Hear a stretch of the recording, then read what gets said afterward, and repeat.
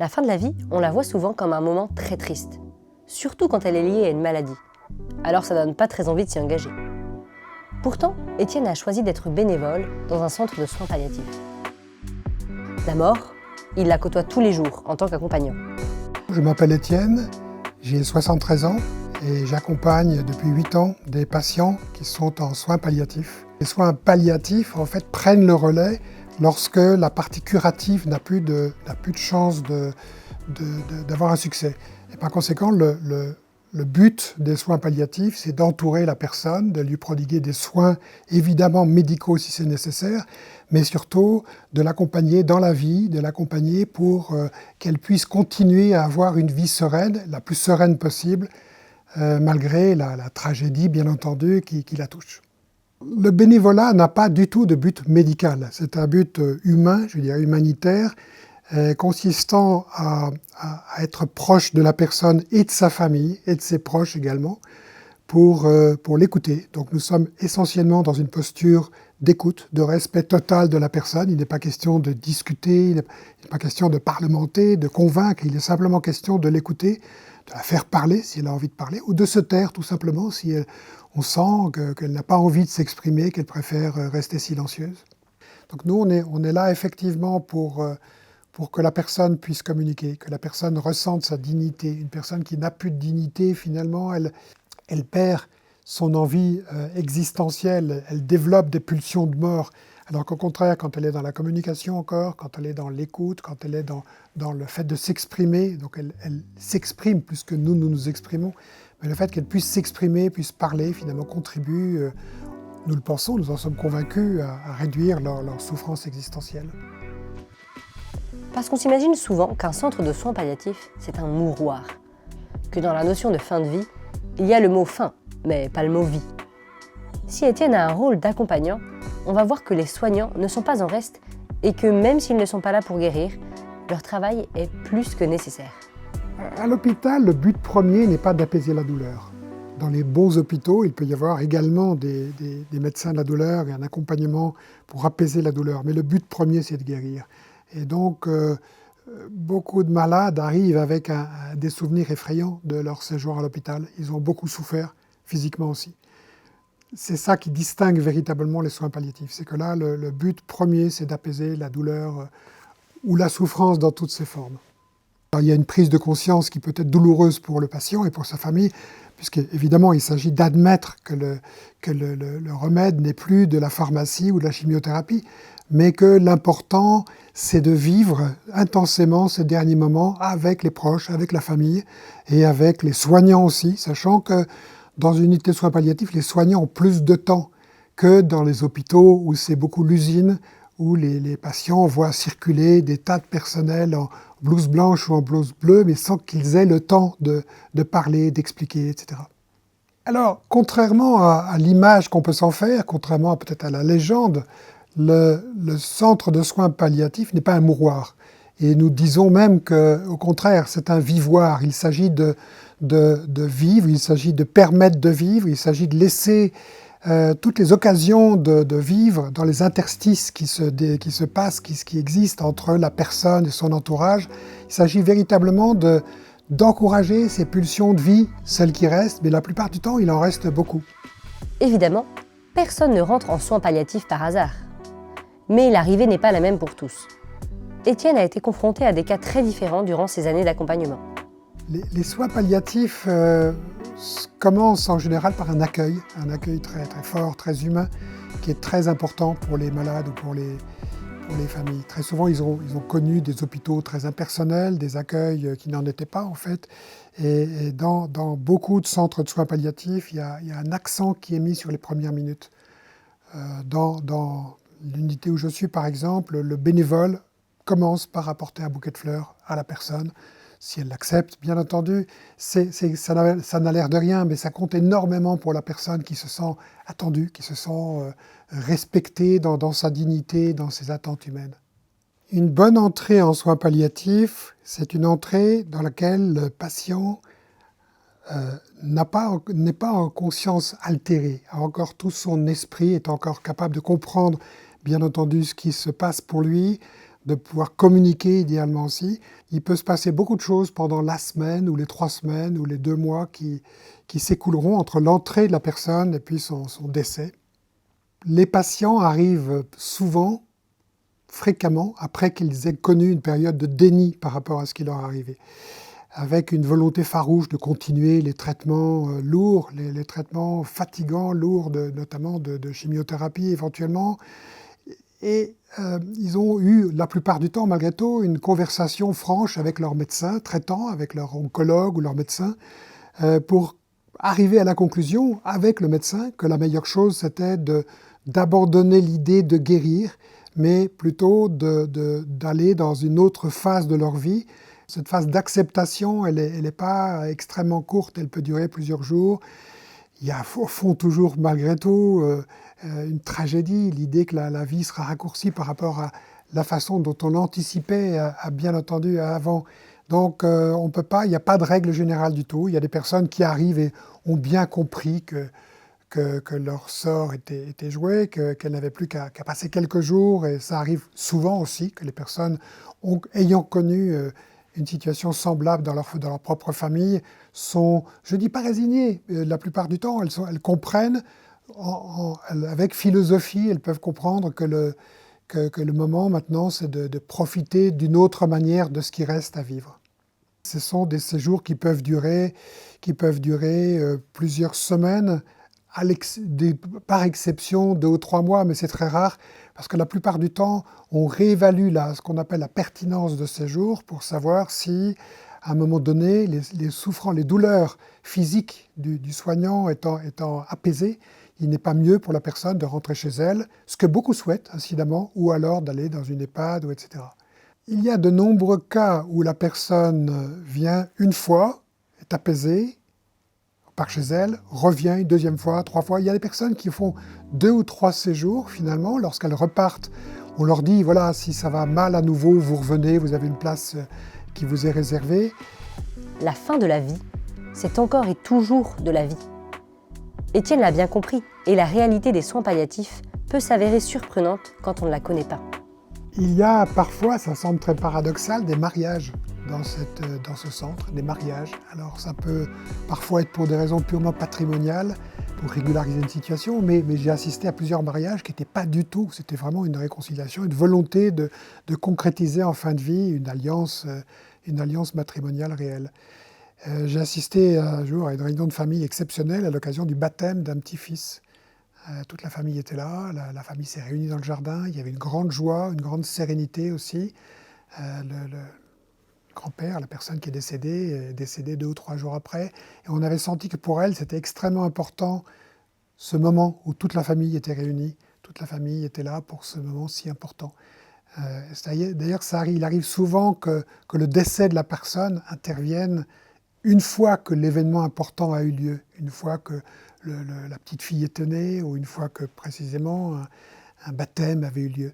Donc on sent par là que la personne inconsciemment, finalement, tient à la vie, mordicus, notamment quand il y a un enjeu comme celui-là. La présence de la famille est fondamentale lorsqu'il y a une famille, bien entendu.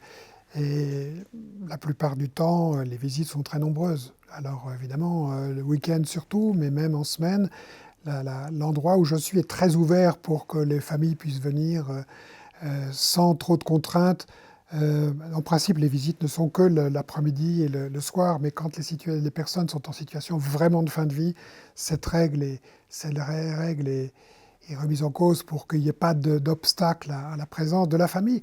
Le conjoint peut dormir dans la chambre s'il le souhaite. Il peut dormir plusieurs jours de suite dans la chambre. Il y a même une chambre pour les familles, donc pour que la personne vraiment se sente entourée jusqu'au bout. Alors, le séjour, il a une durée totalement indéterminée. C'est un sujet d'ailleurs dont il est question actuellement dans les projets de loi, de savoir si on peut déterminer un pronostic vital. En réalité, moi j'ai rarement vu des pronostics qui étaient confirmés. Il y a une idée de la durée du séjour, mais les médecins, même les plus expérimentés, nous disent toujours que chaque situation est totalement individuelle. Et donc, le séjour peut rester serein pendant un certain temps, voire plusieurs semaines, de façon parfois totalement inattendue, étant donné la pathologie de départ. Et parfois, au contraire, la personne décède au bout de 3-4 jours alors qu'elle était arrivée sur ses deux jambes, elle avait une communication normale, etc. Donc c'est vraiment très impressionnant de comprendre là qu'il n'y a pas de règles, qu'il n'y a pas de modèle qui se répète d'une personne à l'autre. Tout est véritablement individuel. On associe souvent le moment de la mort à un temps de souffrance et de douleur. Mais en soins palliatifs, on va permettre aux patients de vivre sereinement ce dernier moment de vie avec des soins particuliers lui permettant de ne pas souffrir ou de souffrir le moins possible. Alors, la demande de mourir, elle existe souvent. C'est moins nous qui la recevons que les médecins, évidemment. Que les médecins qui l'entendent souvent dès l'arrivée du malade. Le médecin, actuellement en France, étant donné la législation, les lois en vigueur, les lois Leonetti, Claes et Leonetti, le médecin, de toute façon, ne peut pas donner suite à l'envie de mourir, à l'envie que tout ça s'accélère. Par contre, ce qu'il peut faire, et qu'il fait de façon souvent excellente, c'est l'écoute, c'est d'essayer de comprendre quelle est votre raison, quelle est votre raison de vouloir disparaître, d'écouter. Les médecins aussi écoutent beaucoup, beaucoup, beaucoup. Et rassurent les personnes en leur disant que leur crainte de souffrir, elle va être adressée, elle va être comprise, elle va être prise en compte. Là, dans ces unités de soins palliatifs, on écoute l'envie de mourir jusqu'au bout. On essaye de l'approfondir pour que la personne éventuellement comprenne que, en tout cas le lendemain et le surlendemain, la douleur physique ne sera plus là. Dans cet environnement, tout est fait pour respecter la dignité des personnes, pour la promouvoir, pour la respecter dans l'aspect physique, dans les attentes.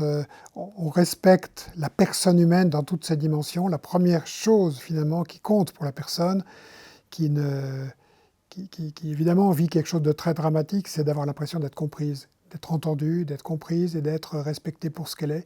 Donc l'apparence physique est très importante. Il y a beaucoup de services de manucure, de coiffeurs, de toutes sortes de soins qui accompagnent les malades pendant leur séjour pour que, lorsqu'ils se regardent dans le miroir, finalement, ils puissent reconnaître la personne qu'ils ont connue avant.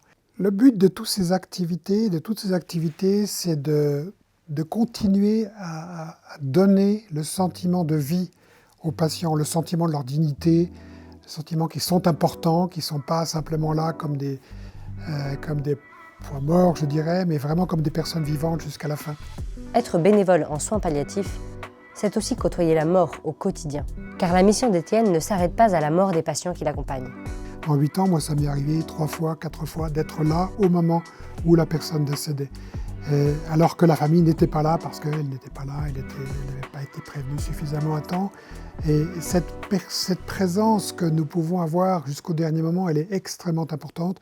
Nous sommes convaincus qu'elle a une importance pour le malade lui-même, qu'il le sent confusément, surtout qu'on pratique souvent le toucher. Voilà, on fait sentir à la personne en lui parlant, mais éventuellement en la touchant légèrement sur sa main qu'il y a quelqu'un qui est à côté.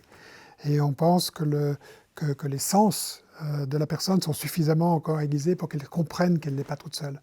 Il m'est arrivé plusieurs fois d'accompagner le conjoint ou la famille dans la chambre où leurs proches venaient de décéder, parce qu'elles n'avaient pas envie d'y aller toutes seules, parce qu'elles avaient peur d'affronter ce visage.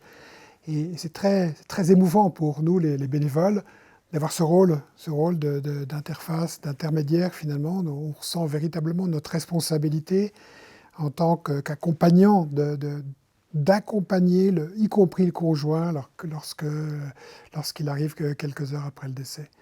Il peut nous arriver par exception aussi d'être appelés à aller avec des personnes qui n'ont pas de pompe funèbre, qui n'ont pas eu cet accompagnement familial et qui ne bénéficient pas de cet accompagnement après la mort, après le funérarium, jusqu'à l'endroit, en région parisienne, à Thiers exactement, où sont emmenées les personnes qui n'ont pas eu l'accompagnement pompe funèbre classique finalement. Et donc, c'est très important pour les soignants aussi, pour nous-mêmes, de nous dire que voilà, on ne laisse pas la personne tomber lorsqu'elle est décédée. Le cas échéant, nous l'accompagnons jusqu'au cimetière.